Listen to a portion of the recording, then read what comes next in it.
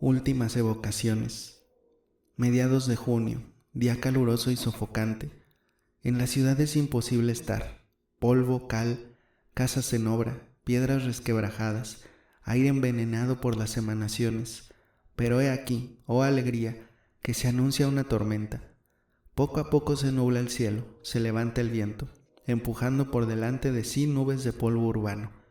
Algunos gruesos goterones caen pesadamente sobre la tierra y a continuación parece volcarse el cielo entero, y verdaderos torrentes de agua se precipitan sobre la ciudad. Cuando, pasada media hora, vuelve a brillar el sol, abro la ventana de mi cuarto y, ávidamente, con el cansado pecho, aspiro el fresco aire. Extasiado, de buena gana dejaría la pluma y todos mis quehaceres, y aún al propio editor, y me iría con los míos a Vasilievski. Pero por grande que el aliciente sea, me doy prisa, no obstante, en reanudar la tarea, y con nuevo ardor me echo sobre las cuartillas. Sea como fuere, es preciso acabar. El editor manda y no siendo así, no da dinero. Me esperan allí, pero en cambio esta noche estaré libre, completamente libre, como el viento. La velada me compensará de estos últimos 2 días en los cuales he escrito 3 pliegos de imprenta.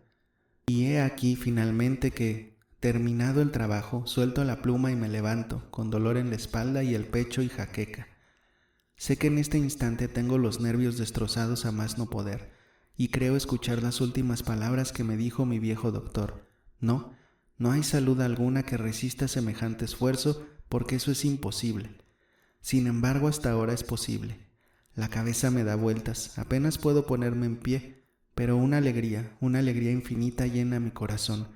Mi novela está concluida del todo y el editor, aunque ya le debo bastante, me dará siquiera algo, cuando vea en sus manos el original, aunque solo sean 50 rublos. Y yo hace ya la mar de tiempo que no veo en mi poder tanto dinero junto. Libertad y dinero. Lleno de entusiasmo, cojo el sombrero, me meto el manuscrito bajo el brazo y echo a correr, con objeto de encontrar todavía en casa a nuestro carísimo Alexander Petrovich. Lo encuentro, pero ya dispuesto a salir. A su vez acaba de concertar una especulación no literaria, pero en cambio muy provechosa, y después de despedir a cierto judío cetrino, con el que estuvo conferenciando 2 horas seguidas en su gabinete, me tiende afectuosamente la mano, y con su simpática y pastosa voz de bajo me pregunta por mi salud. Es un buen hombre, y yo, en serio, le estoy muy obligado. ¿Qué culpa tiene él de que le haya tocado ser toda su vida, en el terreno literario, solamente editor? Él se dijo que la literatura necesitaba editores y se lo dijo muy oportunamente. Honor a él y gloria por ello, gloria editorial, naturalmente.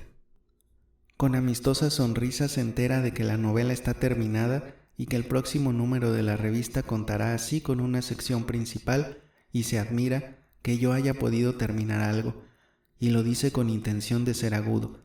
Después de aquello, va a su cofre de hierro para darme los prometidos 50 rublos, y entre tanto me tiende un grueso periódico enemigo y me indica algunas líneas en la sección crítica donde dedican 2 palabras a mi última novela.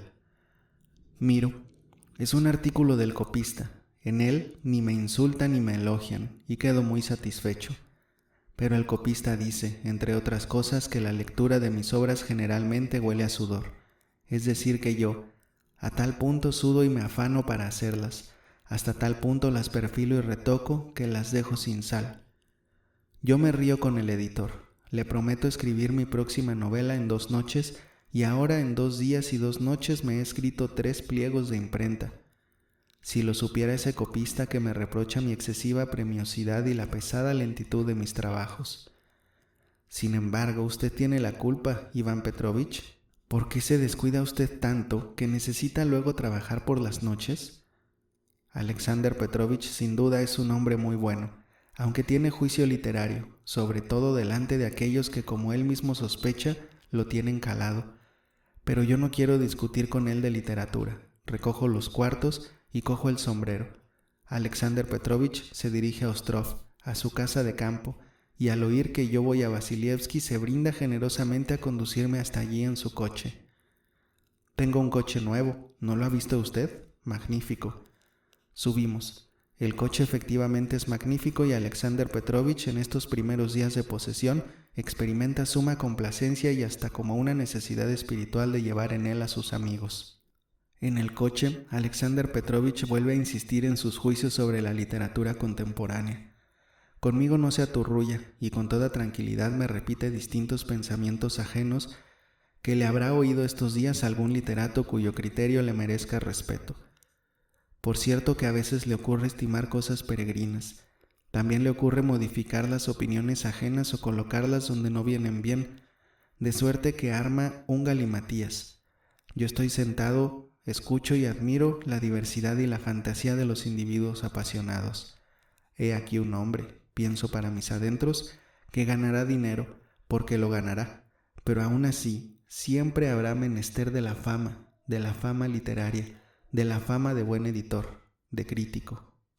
En el presente instante procede a exponerme detalladamente un pensamiento literario que hace 3 días me oyó a mí mismo y por el cual hace 3 días tuvimos una discusión, lo que no obsta para que ahora lo lance como suyo. Pero a Alexander Petrovich suelen ocurrirle flaquezas semejantes a cada momento y esta, su debilidad inocente, es conocida de todos sus amigos. Cómo se alegra ahora, discurseando en su coche, qué contento está de su suerte, qué orondo. Sostiene una disertación de literato oculto y con su pastosa y decorosa voz de bajo derrocha erudición. Poco a poco se liberaliza y pasa a una convicción ingenuamente escéptica de que nuestra literatura y en general la literatura, sea cual fuere, y en todos los tiempos no puede ser honrada ni modesta, sino que es tan solo una recíproca paliza por la cordilla, especialmente en los comienzos literarios. Yo me digo en mi interior que para Alexander Petrovich todo escritor honrado y sincero, por esa honradez y sinceridad mismas, si no es tonto, es por lo menos un ingenuo. Naturalmente, semejante opinión procede de la extraordinaria ingenuidad de Alexander Petrovich. Pero ya he dejado de escucharlo. En la isla Vasilievsky me echa del coche y corro hacia los míos. Aquí está ya la línea 13 y aquí está su casita. Ana Andreyevna, al verme, me amenaza con los dedos, me tiende las manos y me hace señas de que no arme ruido. Nelly acaba de dormirse, la pobre, me dice por lo bajo. Por amor de Dios, no alborote. Sin necesidad de eso ya está, palomita mía, bastante débil. Nos tiene inquietos. El doctor dice que esto, hasta ahora, no es nada. Pero, ¿quién saca en limpio nada de él, de su médico? ¿Y no tendrá usted la culpa de esto, Iván Petrovich? Lo aguardaba usted, lo esperábamos para comer, y hace 2 días que no aparece. Pero si hace 3 días que les anuncié que en 2 no podría venir, le dije por lo bajo a Ana Andreyevna, tenía que terminar un trabajo. Pero hoy nos había usted prometido venir a comer, ¿por qué no vino? Nelly se levantó expresamente de la cama, ángel mío, y la sentamos muy tranquilita en su butaca, y eso es, se había levantado para la comida. Quiero acompañarlos a la mesa a ustedes y a Vania, y nuestro Vania sin aparecer. Como que son ya cerca de las 7.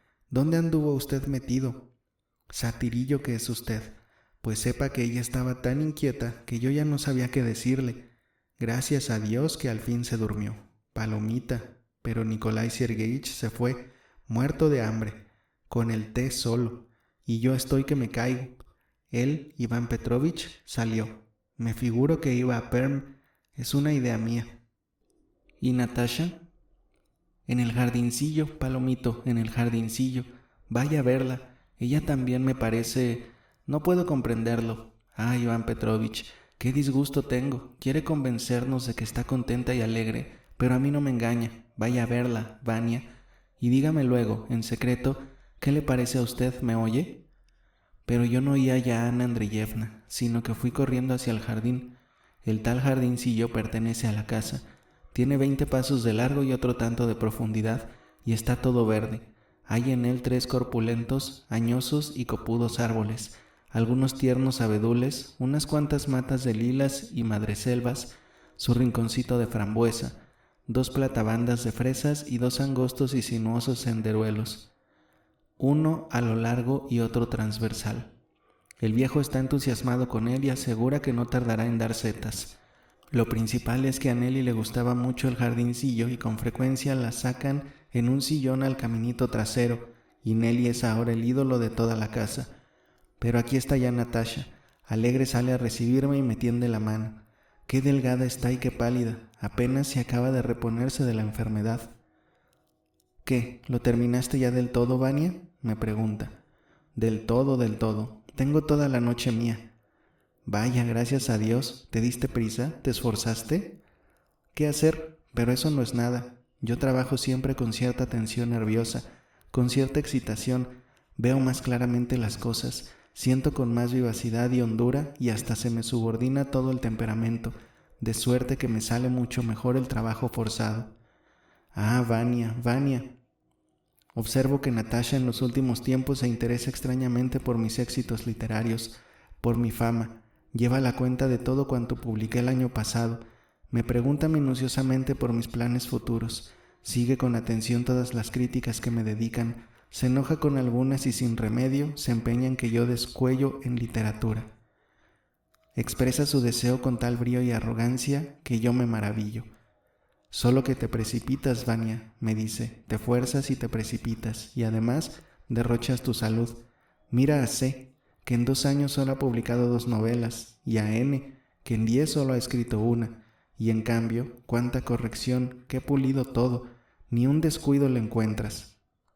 Sí, pero es que estos tienen la vida asegurada, y no tienen que escribir a plazo fijo, mientras que yo soy un caballo de posta. Pero bueno, todo eso es absurdo. Dejémoslo a un lado, amiga mía. ¿Qué hay de nuevo? Muchas cosas. En primer lugar, carta de él. ¿Otras? Otra. Y me entregó una carta de Alyosha. Era la tercera después de la separación. La primera se la había escrito estando todavía en Moscú y se la escribió como en un arrechucho. Se había dado cuenta de que las circunstancias se habían puesto de tal modo que le era imposible regresar de Moscú a Petersburgo, según había pensado antes de la separación. En la segunda carta se apresuraba a anunciarle que estaría dentro de unos días con nosotros, a fin de casarse lo antes posible con Natasha, cosa que estaba resuelta y que no habría fuerza alguna en el mundo capaz de impedir. Y, no obstante, del tono de toda la carta resultaba claro que estaba desesperado, que una influencia extraña se había apoderado ya por completo de él y que ni él mismo creía lo que decía. Recordaba, entre otras cosas, que Katia era su providencia y quien únicamente lo consolaba y animaba. Con avidez abrí la tercera carta. Era una carta de 2 carillas, escrita de una manera incoherente, deshilvanada, aprisa y con una letra difícil de descifrar, salpicada de borrones y lágrimas. Empezaba Alyosha diciendo que renunciaba a Natasha y le rogaba lo olvidase. Se esforzaba por demostrar que su matrimonio era imposible, que cierta influencia extraña, hostil, era más fuerte que todo, y que finalmente así tenía que ser, que él y Natasha, unidos, serían desgraciados porque no eran iguales. Pero no podía contenerse y de pronto, dejando a un lado sus razonamientos y demostraciones, de un golpe y sin transición y sin soltar la pluma salía reconociendo que había obrado mal con Natasha, que era un hombre perdido y no tenía fuerzas para oponerse a la voluntad de su padre, que se había presentado en el pueblo. Escribía que no se consideraba con energías suficientes para describir su dolor. Confesaba, entre otras cosas, que se sentía completamente capaz de hacer feliz a Natasha. Se ponía de repente a demostrar que eran ambos par iguales. Con terquedad, con rencor rebatía las afirmaciones paternas. Desesperado acometía la descripción del cuadro de la felicidad de toda su vida, que se les separaría a los dos, a él y a Natasha, si llegaban a casarse. Se maldecía a sí mismo por su falta de entereza y terminaba despidiéndose por in aeternum. Estaba escrita la carta con dolor. Era evidente que la había pergeñado completamente fuera de sí. A mí se me saltaron las lágrimas. Natasha me dio otra carta de Katia. Esta carta había llegado en el mismo sobre que la de Alyosha, pero cerrada. Katia, muy lacónicamente, en unas cuantas líneas, le participaba que Alyosha estaba efectivamente muy triste, que lloraba mucho y daba indicios de desesperación y hasta parecía algo enfermo, pero ella estaba a su lado y él sería feliz. Entre otras cosas, Katia se esforzaba por explicarle a Natasha, para que no pasara mucha pena, que Alyosha no tardaría en consolarse y que su dolor no parecía serio. No la olvidará usted nunca, añadía Katia, y no podrá olvidarla nunca porque no tiene corazón para eso. La ama usted infinitamente, La amará siempre, y si dejase de amarla usted algún día, si alguna vez dejara de sentir tristeza al evocar su recuerdo, yo misma dejaría de amarlo por esa sola razón en el acto. Le devolví a Natasha ambas misivas. Cambié con ella una mirada y no dijimos palabra. Así habíamos hecho también en ocasión de las dos primeras y en general rehuíamos hablar de lo pasado como si así lo hubiéramos convenido. Ella sufría lo indecible, harto lo veía yo, pero no quería demostrarlo en mi presencia. Después de su vuelta a la casa de sus padres, estuvo en cama 3 semanas con fiebre y ahora apenas comenzaba a convalecer. Hablábamos también poco del próximo cambio de cosas, no obstante saber ella que al viejo le iban a dar un destino y en breve tendríamos que separarnos, a pesar de lo cual estaba siempre conmigo cariñosa y atenta, y se preocupaba también por cuanto a mí afectaba en todo aquel tiempo. Con tanta asiduidad y tesón escuchaba todo lo que estaba obligado a decirle de mí mismo que al comienzo se me hacía cuesta arriba. Me parecía que quería compensarme por el pasado, pero ese escrúpulo no tardó en desaparecer. Comprendí que ella tenía otro deseo muy distinto, que sencillamente me amaba, que me amaba infinitamente, que no podía vivir sin mí y no olvidaba cosa alguna que a mí se refiriese. Que pienso que nunca hermana amó a su hermano de igual modo que Natasha me amaba a mí. Yo sabía muy bien que nuestra separación inminente le desgarraba el corazón, que Natasha sufría y ella sabía también que yo no podía vivir sin ella, pero de esto no hablábamos, no obstante hacerlo muy detalladamente de los próximos acontecimientos. Yo le pregunté por Nikolai Sergeyich. Creo que volverá pronto, me respondió Natasha. Prometió estar aquí para el té. ¿Es que anda gestionando la destinación? Sí, por lo demás se la darán, sin duda, pero hoy me parece que no ha sido por eso por lo que ha salido, añadió pensativa. Creo que eso otro es mañana. Entonces, ¿por qué salió? Pues porque yo había recibido carta. Hasta tal punto está enfermo por mí, añadió Natasha, después de un silencio, que llega a pesarme, Vania. Parece que hasta en sueños no ve a nadie sino a mí. Estoy segura de que quitando el cómo estaré, qué me pasará, en qué estaré pensando en estos instantes, en ninguna otra cosa piensa. Todas mis penas le afectan. Yo misma veo la fuerza que algunas veces, torpemente, hace por contenerse y dar a entender que no sufre por mí. Cómo finge alegría y cuánto hace por reírse y hacernos reír. Mamá tampoco en estos momentos cree en su alegría y suspira. Es tan torpe, alma sencilla, añadió sonriendo. Hoy, por ejemplo, en cuanto recibí la carta, enseguida no tuvo más remedio que echar a correr, por no encontrarse con mis miradas. Yo lo quiero más que a mí misma, más que a todo en el mundo, Vania, añadió bajando la cabeza y estrechándome la mano, incluso más que a ti. Dimos 2 vueltas al jardincillo antes de que ella empezara a hablar. «Esta noche vendrá también a vernos Maslovoyev», dijo. «Sí, últimamente los ha visitado mucho». «¿Y no sabes por qué viene?»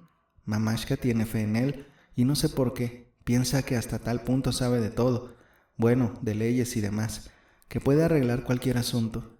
Vamos a ver, ¿qué idea te figuras que trae ahora en el Magín?» «Pues siente mucho que yo no haya llegado a ser princesa. Este pensamiento no la deja vivir, y según parece fue y se lo confesó todo a Maslovoyev. Con mi padre no se atreve a hablar de estas cosas y piensa, ¿no se podría conseguir algo con Maslovoyev, apelando aunque fuera a las leyes?» Maslovoyev al parecer no la contradice y ella lo obsequia con aguardiente, añadió sonriendo Natasha. «No hablemos más de ese pícaro, pero tú, ¿cómo sabes eso?» «Pues porque Mamashka misma me lo ha dado a entender, con alusiones». «¿Y Nelly, cómo está?», pregunté. «Me causa admiración, Vania. Hasta ahora no me habías preguntado por ella», dijo Natasha con dejos de reproche. Nelly era el ídolo de todos en aquella casa. Natasha la quería enormemente y Nelly le correspondía al fin con todo el corazón. Pobre niña, no podía esperarse que hubiese en el mundo seres así, que pudiesen quererla tanto, y yo veía con placer que su huraño corazón se iba ablandando y cómo nos abría todo su alma. Con ardor morboso se hacía a todo aquel cariño que la rodeaba, por aversión a todo su pasado, que había engendrado en ella desconfianza, encono y tensión, pero ahora también Nelly largo tiempo se obstinó, largo tiempo con toda la intención, ocultó de nuestra vista las lágrimas de reconciliación que afluían sus ojos, hasta que finalmente se nos entregó por entero. Quería mucho a Natasha y después al viejo, Yo también me hice hasta tal punto indispensable para ella, que caí enferma cuando tardaba mucho en ir. La última vez, al despedirme por 2 días, a fin de terminar definitivamente mi trabajo, me vi obligado a convencerla, claro que, sin duda, con muchos rodeos. Nelly se avergonzaba mucho todavía de poner al descubierto con demasiada franqueza sus sentimientos. A todos nosotros nos causaba gran inquietud. En silencio y sin el menor debate, quedó resuelto que no saldría ya nunca de casa de Nikolai Sergeyich, pero la fecha de la partida se acercaba y ella estaba cada vez peor. Se había puesto enferma el día que yo la llevé a casa de los viejos, el día que éstos se reconciliaron con Natasha. Por lo demás, ¿qué culpa tenía yo? Siempre había estado enferma. La enfermedad se le había ido desarrollando gradualmente ya antes, pero ahora empezaba a agravarse con extraordinaria rapidez. No sé ni puedo definir exactamente su maña. Los ataques, es verdad, se repetían ahora más a menudo que antes, pero lo principal, cierto agotamiento y desmayo de todas sus energías, fiebre y excitabilidad continuas. Todo eso junto la llevó en los últimos días al extremo de no poderse ya levantar de la cama, y cosa extraña, cuanto más se apoderaba de ella la enfermedad, tanto más cariñosa y comunicativa estaba Nelly con nosotros. 3 días antes me cogió la mano al pasar yo junto a su cama y me atrajo así. En la habitación no había nadie, la cara le ardía, estaba espantosamente flaca, de sus ojos salía fuego, con apasionamiento convulsivo se estrechó contra mí y cuando yo me incliné hacia ella me ciñó con fuerza el cuello con sus morenas y delgadas manos y me dio un beso fuerte y luego, acto seguido, mandó ir allá a Natasha. Yo la llamé. Nelly quería a todo trance que Natasha se sentase al filo de la cama y la contemplase. Yo también tenía muchas ganas de mirarla, decía. Yo anoche la veía a usted en sueños y esta noche la veré también. Yo sueño mucho con usted, todas las noches. A Nikolai Sergeyich lo quería casi más que a nadie, aparte de mí. Es menester decir que Nikolai Sergeyich la quería también a ella poco menos que a Natasha. Tenía una gracia especial para distraer y hacer reír a Nelly. No hacía más que asomar por su cuarto y ya estaba ella riéndose y hasta con gachonería. La enfermita se alegraba como un niño, coqueteaba con el viejo, se reía con él, le refería sus sueños y el viejo se ponía tan contento, tan ufano al ver a su hijita Nelly, que cada día salía de allí más entusiasmado con ella. «Nos la ha mandado Dios en recompensa por nuestros dolores», me dijo una vez al salir del cuarto de Nelly, después de santiguarla como de costumbre por las noches. Todos los días al oscurecer, cuando nos reuníamos todos, mas Loboyev iba también por allí casi todas las tardes, solía acompañarnos también el viejo doctor, que se había unido en amistad cordial con los Sigmenieves, y nos traían también a Nelly en su sillón y la colocaban junto a la mesa redonda. Abrían la puerta del balcón. El jardincillo verde iluminado por el sol poniente se nos mostraba entero. Subía de él el olor a la hierba fresca y a las abiertas lilas. Nelly, sentada en su butaca, nos miraba a todos cariñosa y escuchaba nuestra conversación. A veces se reanimaba e infaliblemente rompía a hablar también ella, pero en aquellos instantes nosotros la escuchábamos, por lo general, con extraordinaria inquietud, porque en sus recuerdos había temas sombríos que no era posible tocar. Tanto yo como Natasha y los Sigmenieves sentíamos y comprendíamos toda nuestra culpa para con ella desde aquel día en que, temblando y rendida, se vio obligada a contarnos su historia. El doctor, especialmente, era enemigo de esas evocaciones y generalmente se esforzaba por cambiar de conversación. En esos casos procuraba Nelly no darnos a entender que comprendía nuestros esfuerzos y comenzaba a reírse del doctor o de Nikolai Sergeyich. Y sin embargo cada vez estaba peor. Se había vuelto sumamente sensible, su corazón latía regularmente y el doctor afirmaba que podía morirse cualquier día. Yo no le hablé de esto a los Sigmenieves para no alarmarlos. Nikolai Sergeyich estaba firmemente persuadido de que se pondría bien en el camino. «Mira, ya ha vuelto papá», dijo Natasha, que había oído su voz. «Vamos allá, Vania». Nikolai Sergeyich apenas transpuso el umbral y empezó a hablar en voz alta. Ana Andreyevna tuvo que advertirle a él también con las manos. El viejo inmediatamente se contuvo y al vernos a mí y a Natasha, en voz queda y con aire precipitado empezó a referirnos el resultado de sus gestiones. El terreno que solicitaba estaba ya a su disposición y él estaba muy contento. De aquí a 2 semanas tendremos que ponernos en camino, dijo, frotándose las manos y mirando, solícito, de soslayo, a Natasha. Pero ésta le contestó con una sonrisa y lo abrazó, con lo que en un momentito se desvanecieron todas sus dudas. Nos vamos allá, amigos míos, exclamó él, alegre. Solo nos da pena separarnos de ti, Vania. Observé que ni una vez siquiera me había propuesto viajar con ellos, lo que a juzgar por su carácter sin duda habría hecho en otras circunstancias, es decir, si no hubiera sabido mi amor por Natasha. Bueno, ¿qué le vamos a hacer, amigos míos? ¿Qué le vamos a hacer? Lo siento, Vania, pero el cambio de aires nos va a dar a todos nueva vida, el cambio de lugar. Quiero decir el cambio de todo, añadió, mirando otra vez a su hija.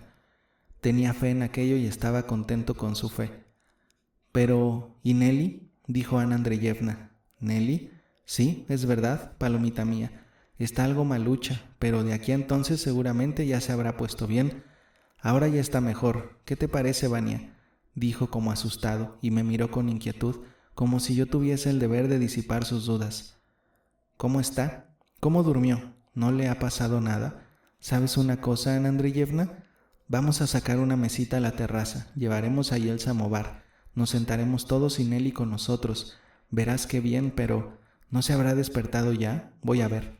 Nada más que mirarla. No te pongas así, no te apures, añadió al ver que Ana Andreyevna volvió a agitar las manos. Pero Nelly ya se había despertado. Al cuarto de hora todos nosotros, según era costumbre, nos hallábamos sentados en torno a la mesa para el samovar de la tarde. Sacaron a Nelly en su butaca, se presentó el doctor. Se presentó también Maslovoyev, quien traía para Nelly un ramo de lilas, pero parecía algo preocupado y triste. En efecto, Maslovoyev iba allí casi a diario. Ya dije que todos, y en particular Ana Andreyevna, lo queríamos mucho, pero nunca recordábamos entre nosotros los servicios de Alexandra Semyonovna. No se acordaba de ellos ni el propio Maslovoyev. Ana Andreyevna, al enterarse por mí de que Alexandra Semyonovna aún no había podido hacerlo su esposo legal, adoptó la resolución de arreglar ese asunto, pero hablar de ello en casa era imposible. Así lo observaba y hacía muchos proyectos la propia Ana Andreyevna. Por lo demás, de no haber estado allí Natasha y sobre todo de no haber ocurrido lo que ocurrió, puede que no hubieran dado con tantas contemplaciones. Aquella tarde Nelly estaba especialmente mustia y también preocupada por algo. Era como si hubiese dicho que había tenido una pesadilla y pensara en ella. Pero el obsequio de Maslovoyev la alegró, y con deleite contempló las flores que habían puesto delante de ella en un vaso. «De modo que te gustan mucho las flores, Nelly», dijo el viejo. «Vaya», añadió con inspiración, «mañana también... Bueno, ya lo verás». «Me gustan», respondió Nelly, «y me acuerdo de cómo una vez le dimos a mi mamaita una sorpresa con flores. Mi mamashka, cuando todavía estábamos allá significaba en el extranjero, estuvo una vez un mes entero muy malita. Yo y Heinrich convinimos en que cuando ella se levantase de la cama y por primera vez saliese de su cuarto, donde había estado recluida un mes entero, le llenaríamos de flores todas las habitaciones, y así lo hicimos. Mamashka dijo una noche que al otro día por la mañana se levantaría sin falta a almorzar con nosotros. Nosotros nos levantamos muy tempranito. Heinrich trajo muchas flores y entre los dos fuimos y llenamos toda la casa de hojas verdes y de guirnaldas. Y había hiedra, y también unas hojas muy anchas, que ya no sé cómo se llaman, y otras hojas más que a todos se agarraban, y había también unas flores grandes, blancas, y también había narcisos, que son las flores que a mí más me gustan, y había también rosas, unas rosas magníficas, y muchas, muchas flores más. Nosotros las repartimos en guirnaldas y las colocamos en macetas, y tantas flores había allí que parecían plantas enteras en grandes tiestos. Las distribuimos por los rincones y al salir Mamashka se asombró y se alegró muchísimo. Heinrich también estaba muy contento, aún lo recuerdo. Aquella noche Nelly estaba especialmente débil y nerviosa. El doctor la miraba inquieto, pero ella tenía muchas ganas de hablar y largo rato hasta que se hizo noche nos estuvo contando cosas de su vida anterior allá. Nosotros no la interrumpíamos. Allá, con Mamenka y con Heinrich, había viajado mucho y sus recuerdos de entonces perduraban con toda nitidez en su memoria. Emocionada nos hablaba de los cielos azules, de las altas montañas con nieves que había visto y recorrido, de las torrenteras y manantiales, luego de los lagos y valles de Italia, de las flores y de los árboles, de los vecinos de las aldeas, de sus trajes y de sus caras morenas y sus negros ojos. Nos refería a distintos encuentros y lances que allí había tenido. Luego nos hablaba de las grandes ciudades y palacios de los altos templos con cúpulas, iluminados todos alrededor con luces de distintos colores. Luego de la ciudad calurosa, en junio, con los cielos azules y el mar azul. Nunca Nelly nos había contado tan detalladamente sus recuerdos. Nosotros la escuchábamos con tensa atención. Hasta allí solo sabíamos de otros recuerdos suyos, en la ciudad sombría, adusta, de atmósfera agobiante, opresora, de cargado ambiente, de suntuosos palacios, siempre manchados de suciedad, con un sol turbio, pobre y gente mala, medio enloquecida, que tanto las habían hecho sufrir a ella y a su madre. Y yo me imaginaba cómo las dos en su sucio sótano en las tardes húmedas y lóbregas, abrazadas a su mísero jergón, recordarían su pasado, al difunto Heinrich y las maravillosas tierras exóticas.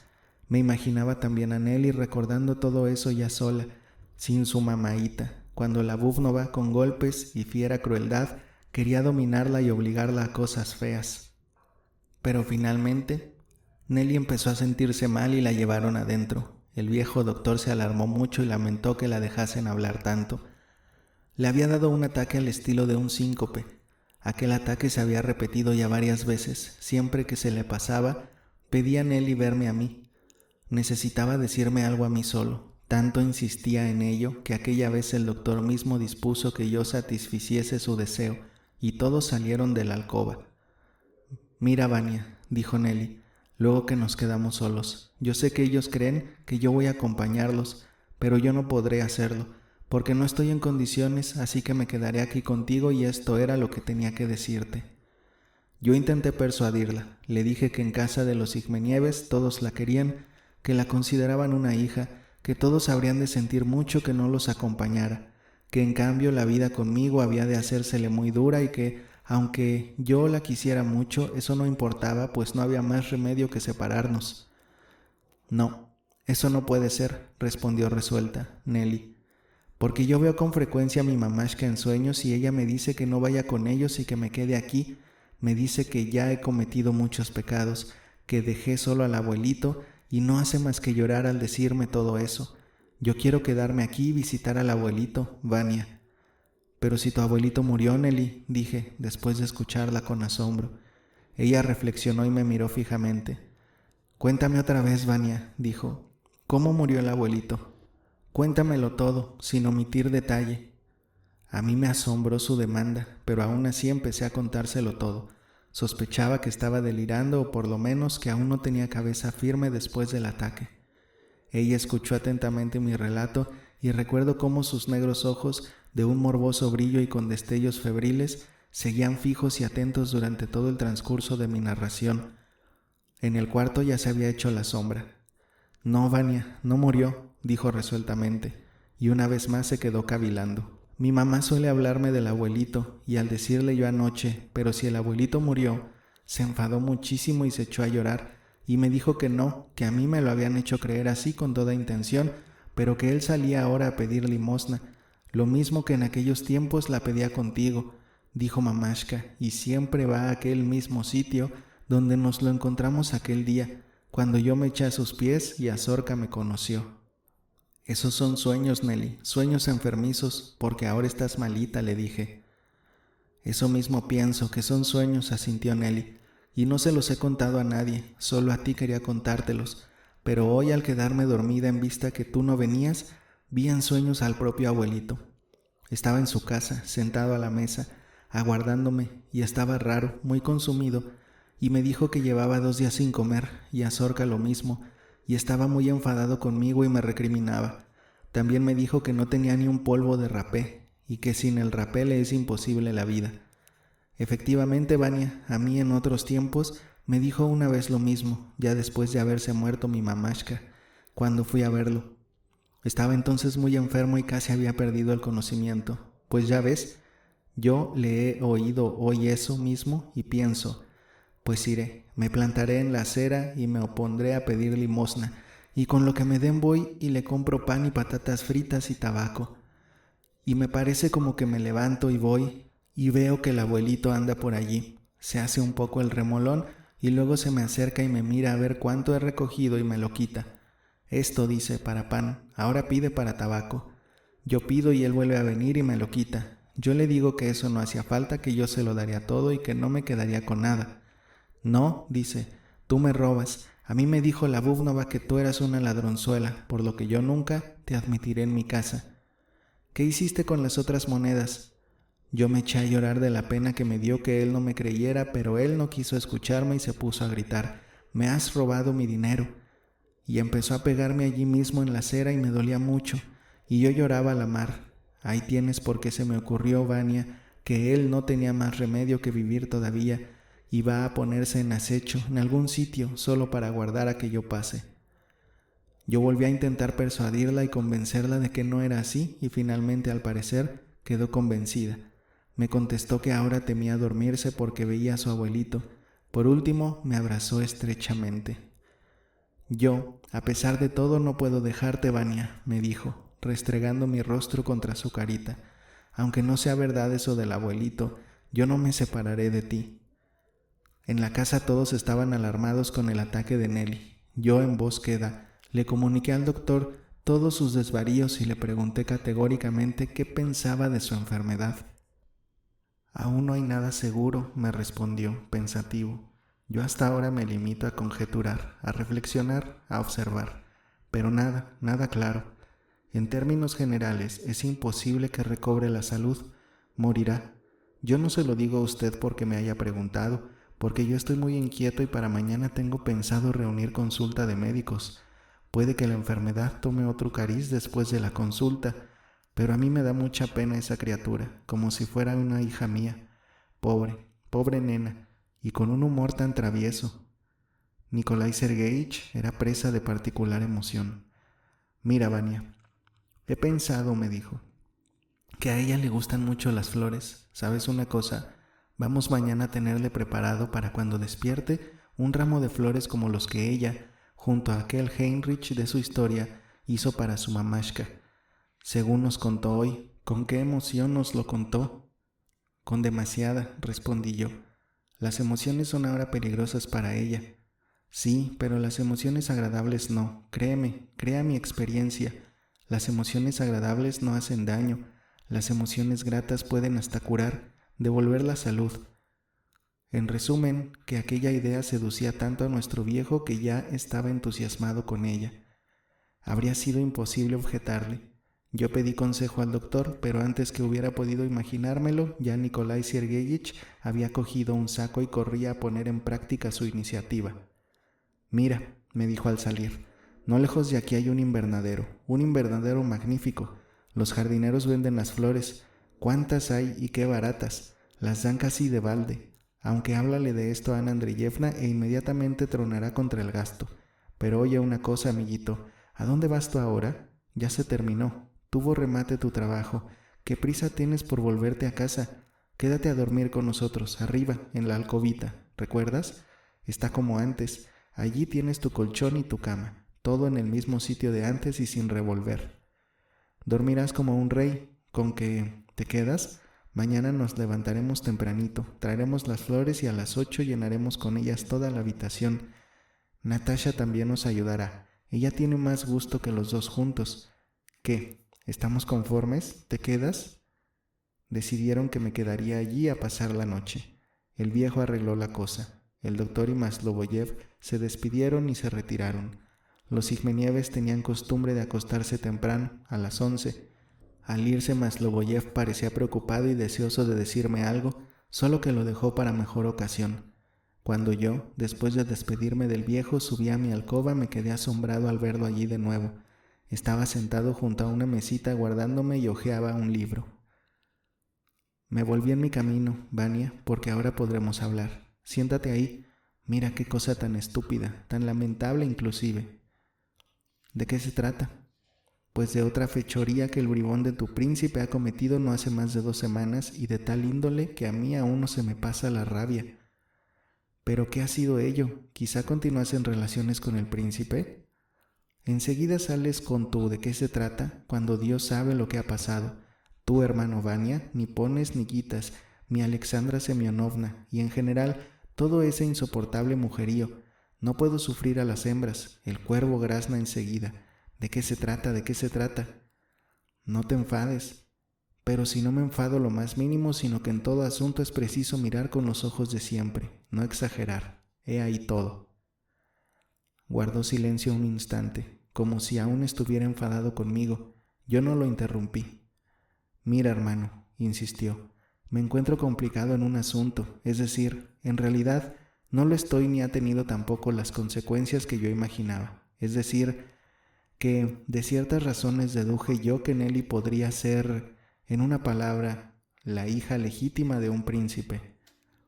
¿Qué dices? Ea, ya saliste con tu qué dices. Con individuos así no es posible hablar, exclamó, gesticulando con violencia. ¿Te he dicho acaso algo categórico, cabeza de chordito? ¿Te he dicho yo que ella sea la hija legítima de un príncipe? ¿Te lo dije quizá? Escucha, lo atajé yo muy agitado. Por amor de Dios, no grites y explícate con claridad y precisión. Por Dios que te entiendo, comprendo hasta qué punto es importante la cosa y qué consecuencias... ¿Consecuencias? ¿Y por qué? ¿Dónde están las pruebas? Las cosas no se hacen así. Y yo te hablo ahora en secreto, y voy a explicarte la razón de que hable de esto contigo. Quiere decir que no había más remedio. Calla y escucha, y ten presente que se trata de un secreto. Mira en qué consiste el asunto. Este invierno, todavía antes que Smith muriese, cuando el príncipe no había hecho más que regresar de Varsovia, acometió esta empresa, aunque en verdad ya la había empezado mucho antes, el año pasado. Pero entonces buscaba él una cosa y ahora busca otra. Lo principal de todo esto es que ha perdido la pista.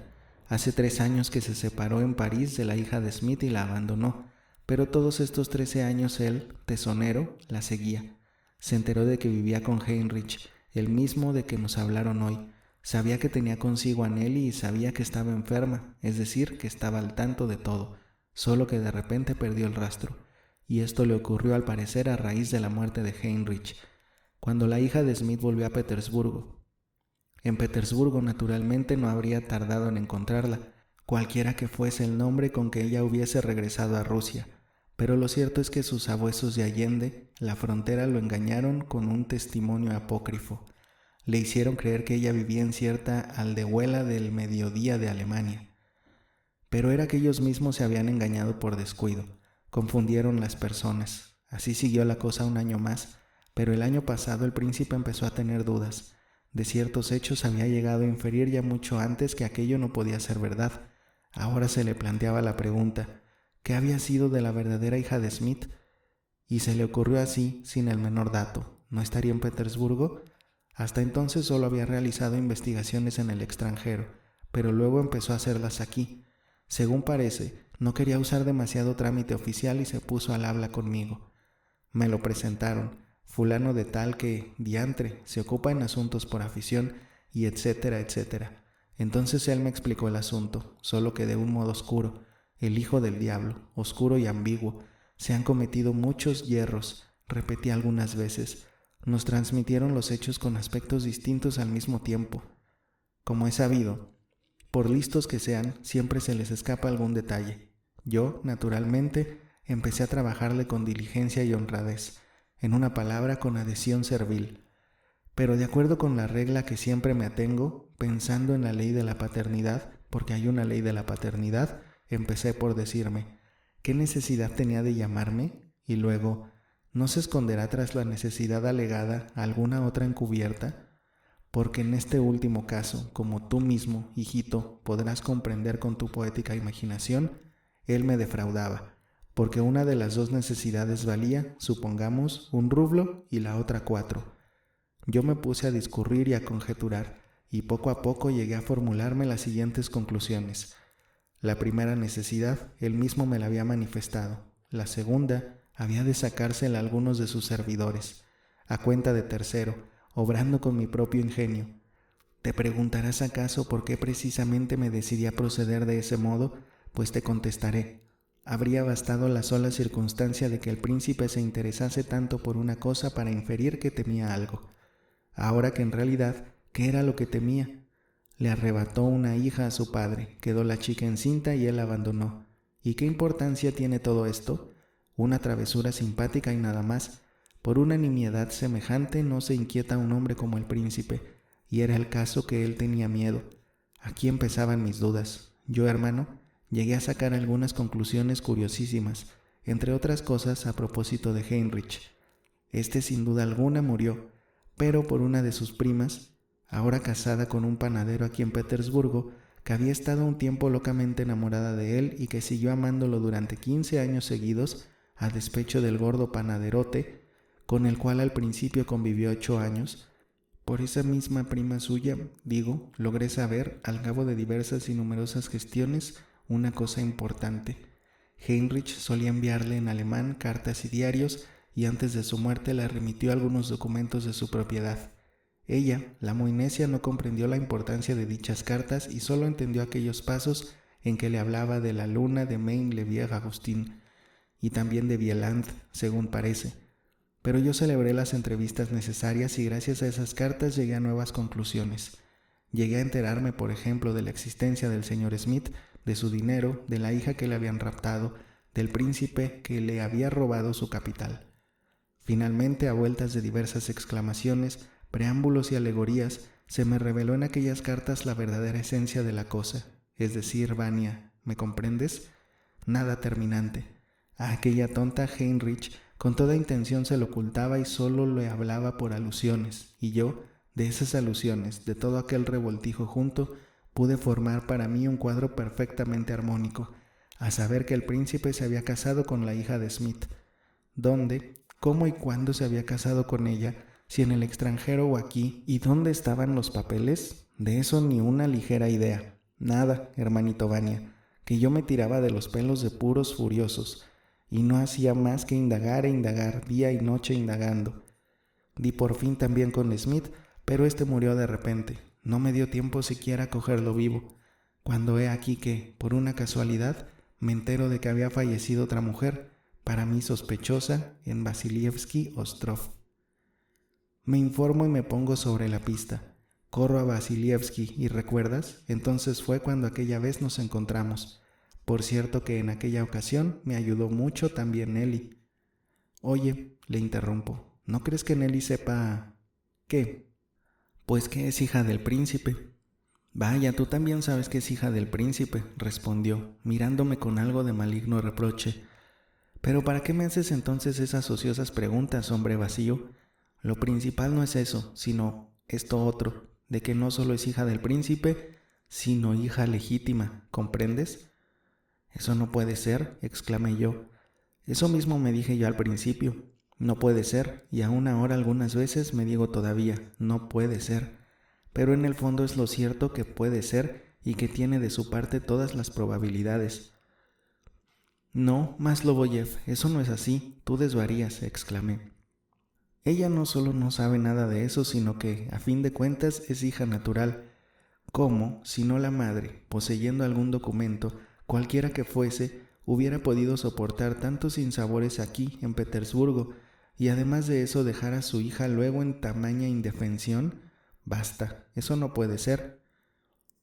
Eso mismo pensaba yo, y hasta ahora lo tuve por incuestionable, pero, a pesar de todo, en el fondo, la hija de Smith era la mujer de menos talento y más aturdida del mundo.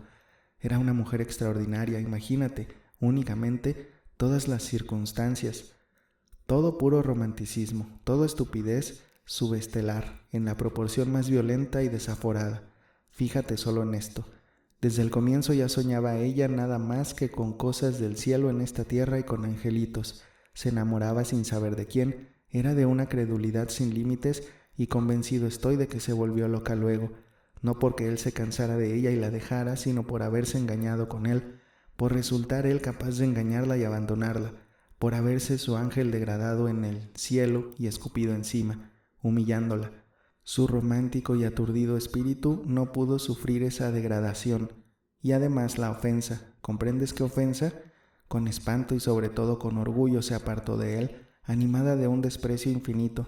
Rompió todos los lazos, todos los documentales, le escupió al dinero, olvidó incluso que no era suyo, sino de su padre y renunció a él, como al fango, como al polvo, para aplastar a su seductor con grandeza de alma, para echarle en cara su robo y tener derecho a despreciarlo mientras viviese, y acaso pensase ella llevar nombre de esposa suya. Entre nosotros el divorcio no existe, pero de facto ellos se divorciaron, y cómo iba ella luego a implorar su ayuda.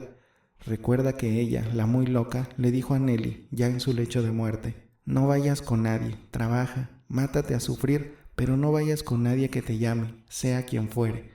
Es decir, que todavía soñaba con que la llamaban, y efectivamente tenía ocasión de vengarse, otra vez, de aplastar con su desprecio al llamador.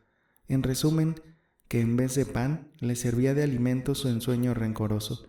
Mucho, hermanito, averiguó también al respecto de Nelly, y aún ahora sigo averiguando. Sin duda que su madre estaba enferma, tísica, y esta enfermedad desarrolla especialmente la malignidad y toda clase de enconos. Sin embargo, yo sé de buena fuente por un individuo de casa de la Búbnova que ella le escribió al príncipe. Sí, señor, al príncipe, al mismísimo príncipe. ¿Qué le escribió? ¿Y llegó la carta?, exclamé impaciente. Si llegó o no, no lo sé. Una vez se puso de acuerdo la hijita de Smith con esa tía. ¿Te acuerdas de una chica muy empolvada de casa de la Búbnova? Ahora se encuentra en una correccional. Y por conducto de ella pensó enviar la carta y ya la había escrito, solo que luego se arrepintió y no la envió. Esto ocurría 3 semanas antes de su muerte. Detalle significativo. Si una vez ya se había decidido escribirle, lo de menos es que luego se guardase la carta. Pudo escribirle otra vez. En realidad no sé si le enviaría o no otra carta, pero existe fundamento para suponer que no, ya que el príncipe se enteró de seguro que ella estaba en Petersburgo y donde vivía. Al parecer ya después de su muerte, sin duda que se alegraría. Sí, recuerdo que Alyosha hablaba de cierta carta que lo puso de muy buen humor, pero esto fue hace muy poco, a lo más unos 2 meses. Bueno, pero ¿qué más? ¿Qué más? ¿Cómo estabas con el príncipe? ¿Que cómo estaba con el príncipe? Imagínate, la convicción moral más plena y ni una prueba terminante, ni una posición crítica.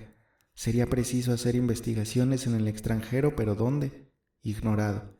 Yo, naturalmente, comprendí que me encontraba ante la perspectiva de una lucha que solo podía asustarlo con alusiones, darle a entender que sabía más de lo que realmente sé. Bueno, ¿y qué? Para no engañarte, te diré que yo tenía mucho miedo, hasta tal punto lo tenía que aún sigo teniéndolo. Celebramos varias entrevistas. ¿Con qué habilidad fingía él? En una ocasión él mismo espontáneamente se puso a contármelo todo. Se figuraba que yo lo sabía todo. Bien me lo contó, con sentimiento, con sinceridad. Claro que inconscientemente mentía, pero entonces pude yo ver hasta qué punto me temía. Fingiré con él algún tiempo que soy un bobalicón terrible que se las quiere dar de listo. Él se asustó torpemente, es decir, con torpeza afectada. Me portaba con él adrede de un modo grosero. Empecé a amenazarlo, todo con el fin de que él me tomase por un simplón y se fuese de lengua. Pero se lo olió el muy pícaro. Otra vez fui a verlo borracho y traté de engañarlo así, pero él no soltó prenda ni por esas. El tunante. Tú, hermanito, podrás comprender esto. Vania, yo necesitaba absolutamente comprobar hasta qué punto me tenía miedo y, en segundo lugar, hacerle creer que sabía más de lo que realmente sé. Bueno, ¿y en qué paró la cosa? Pues en nada. Eran necesarias pruebas, hechos, y yo no los tenía. Solo una cosa comprendió él, y es que, fuese como fuese, podía armarle un escándalo. Naturalmente le temía el escándalo, tanto más cuanto que empezaba a relacionarse aquí. ¿No sabes que se va a casar? No. Pues el año que viene. A su novia no la había visto hasta el año pasado. Tendría entonces ella 14 años, ahora tiene 15, según parece, y viste aún pobrecilla, de corto. Los padres están contentísimos. ¿Comprendes la falta que le hacía a él que su mujer muriese? Su futura es hija de un general, una señorita con dinero, con mucho dinero. Yo, hermano Vania, nunca me casaré así. Solo eso no me perdonaría en toda la vida, exclamó Maslovoyev, descargando un recio puñetazo en la mesa. Y hace 2 semanas me escupió, villano. ¿Cómo fue eso? Pues asimismo, yo vi que él comprendía que yo no tenía en mi poder ninguna prueba terminante y por último comprendí que, cuanto más se prolongase el asunto, tanto más pronto, naturalmente, había de descubrir él mi indefensión. En una palabra que me avine a recibir de él 2000 rublos. 2000 rublos cogiste. En plata, Vania. Con dolor de mi corazón los tomé. Es que semejante asunto debía dar de sí más que 2000 rublos. Con vilipendio los acepté. Estaba delante de él como aquel a quien lo escupen. Decía él: yo a usted, Maslovoyev, no le he pagado aún sus anteriores gestiones, cuando por las anteriores gestiones me había pagado, no hacía mucho, 150 rublos, según lo convenido. Y vea usted que tengo que salir de viaje, así que aquí tiene usted los 1000 rublos y espero que con ello todo nuestro asunto podrá darse perfectamente por liquidado.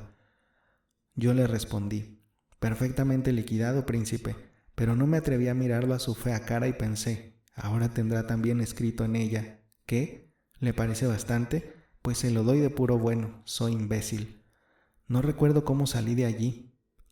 Eso es una bajeza, Maslovoyev, exclamé. ¿Qué es lo que has hecho con Eli? No es sencillamente una bajeza, es algo digno de presidio, una porquería. No hay palabras con qué calificarlo. Dios mío, él por lo menos está obligado a asegurarle la vida a Nelly.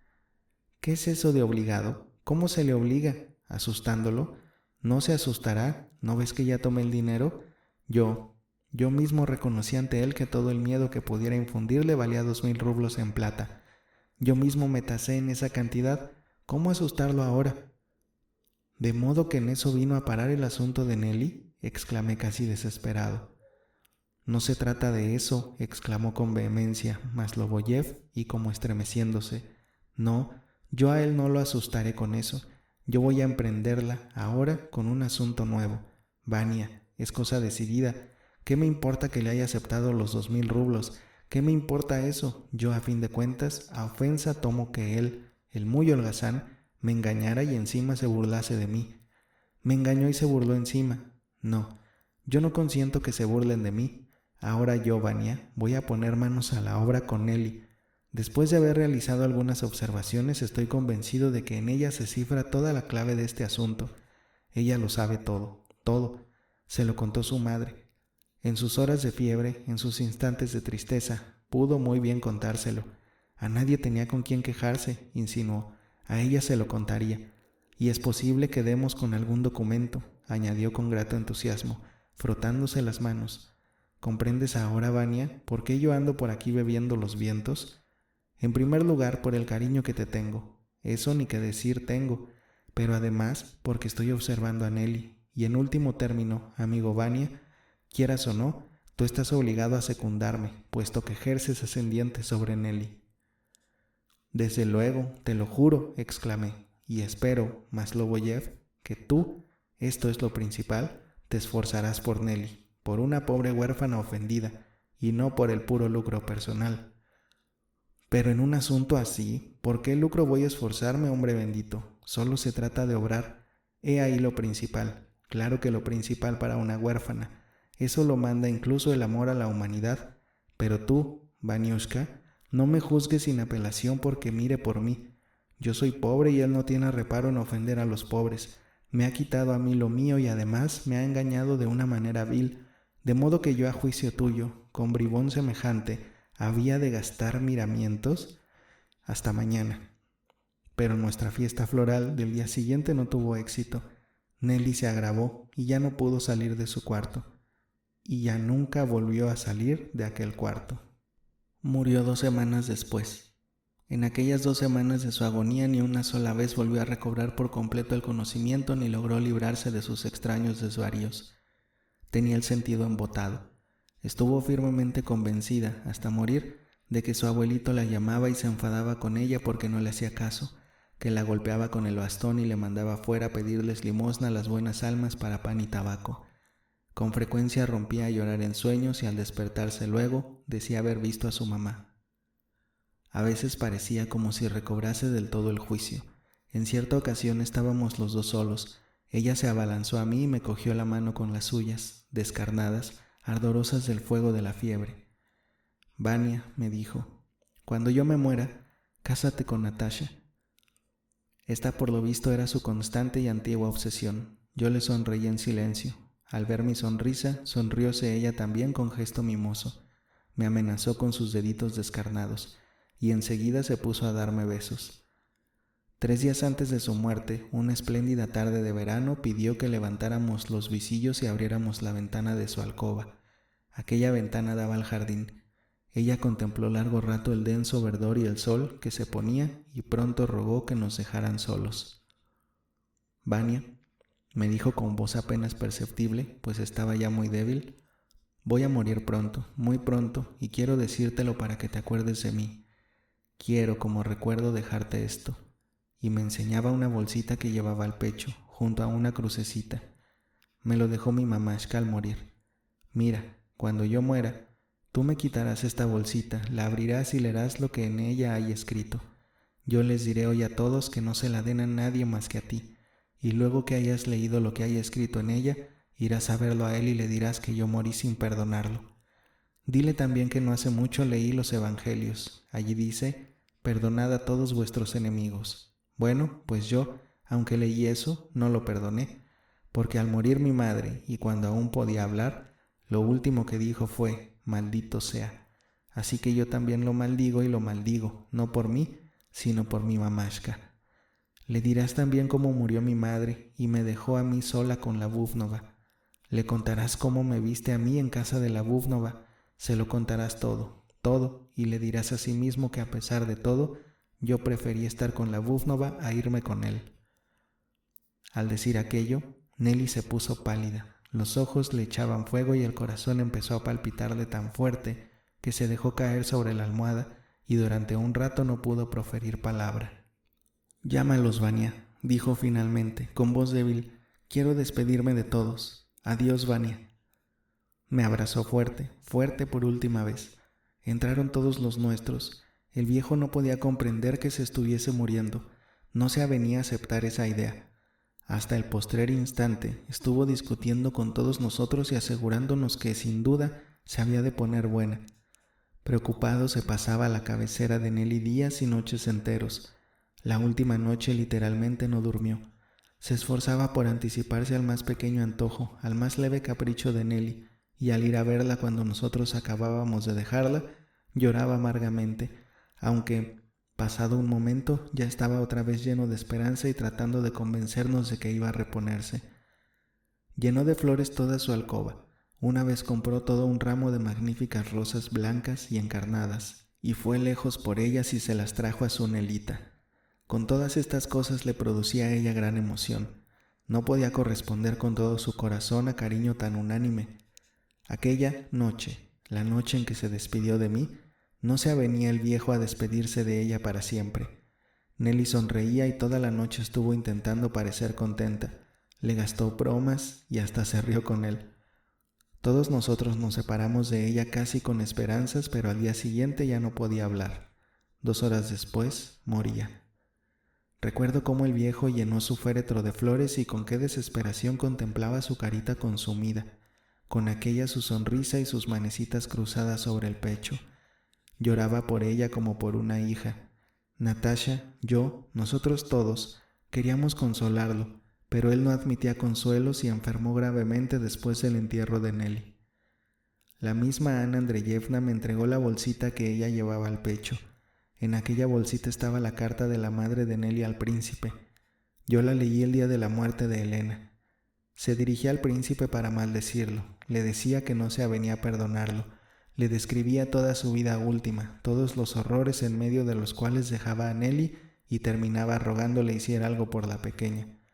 Es su hija, le decía, y usted mismo sabe que es su verdadera hija. Yo le he mandado que vaya a verlo a usted cuando yo muera y le entregue a usted en su mano esta carta. Si no rechaza usted a Nelly, puede que yo le perdone desde allí y en el día del juicio sea testigo ante Dios e interceda con el juez para que le perdone sus pecados. Nelly sabe el contexto de mi carta, se la he leído, se lo he contado todo, lo sabe todo, todo. Pero Nelly no cumplió su promesa, lo sabía todo pero no fue a ver al príncipe y murió sin reconciliarse con él. Cuando volvíamos del sepelio de Nelly, yo y Natasha pasamos al jardín. Hacía un día caluroso, de sol radiante. De allí a una semana se iban ellos. Natasha posó en mí una mirada larga, extraña. «Vania», dijo, «Vania, mira, todo ha sido un sueño». ¿Qué ha sido un sueño?, le pregunté. Todo, todo, respondió ella. Todo lo pasado en este año, Vania. ¿Por qué yo destrozaría tu dicha? Y en sus miradas leí: hubiéramos podido vivir siempre felices juntos.